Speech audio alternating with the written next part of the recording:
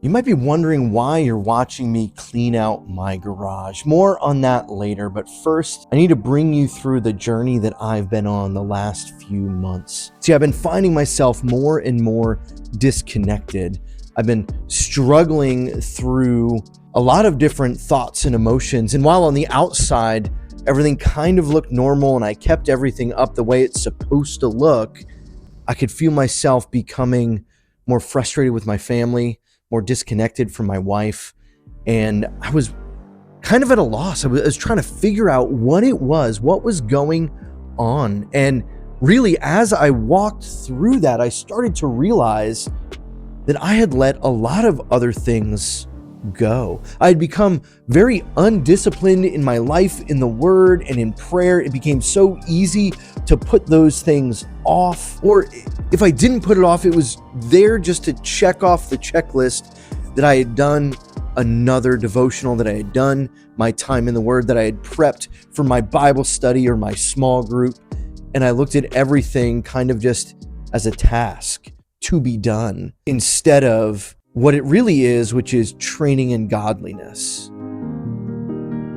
That these spiritual disciplines of prayer and scripture reading is what God uses to mold us and to shape us and to push us to be more like Him. And so, like my garage, even though with the doors down, you wouldn't have known it was a disaster in there. It was something that I had put off for months. I kept saying, winter's coming. I'll do it before winter gets here. I'll do it. We can park the car in the garage. I'll clean it out. I'll make it better. I'll move the mower out of the way. I'll do all that stuff. And I just kept putting it off and putting it off. I made excuse after excuse. And what ended up happening is it got to a state that was just gross. And then even then, I cleaned it all up, and you saw there at the end, it looked nice. But I still wasn't quite done. Even though I had spent the time and the energy making it look good, there was a part that you couldn't see. There was a space in the corner that was still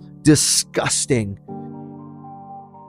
And so even though the garage looked clean, it really wasn't.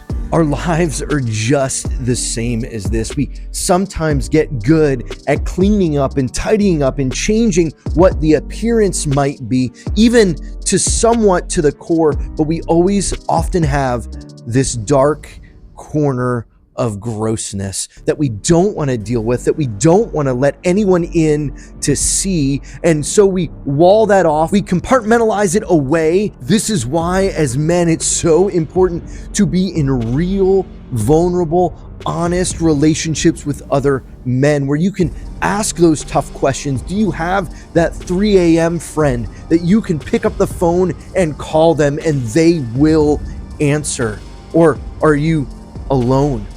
Do you have none of that? You have no accountability, no lifeline of a brotherhood to rely on. This is what the church is meant to be. This is what relationship in discipleship is meant to be. And that's why I end a lot of these videos saying faithfulness is pursued together. It's not just a catchy phrase to say, but it is truly the way that God has designed it. So what does your life look like today? From the outside, does it look nice and clean? Or maybe even from a quick glance around, does it still look good, but you have that corner of sin that you're unwilling to even let anyone in on? I challenge you today to be stronger than that, to not give in to the cultural pressure of making your life look like you have it together. Instead, find a group of men you can do life with, who you can be vulnerable with, who you can confess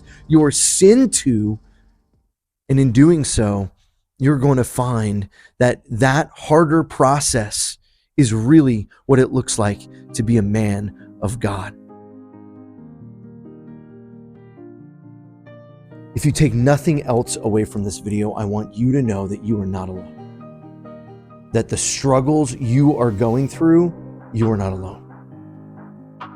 They are the same struggles that I'm going through, that men around you are going through. So don't lose heart.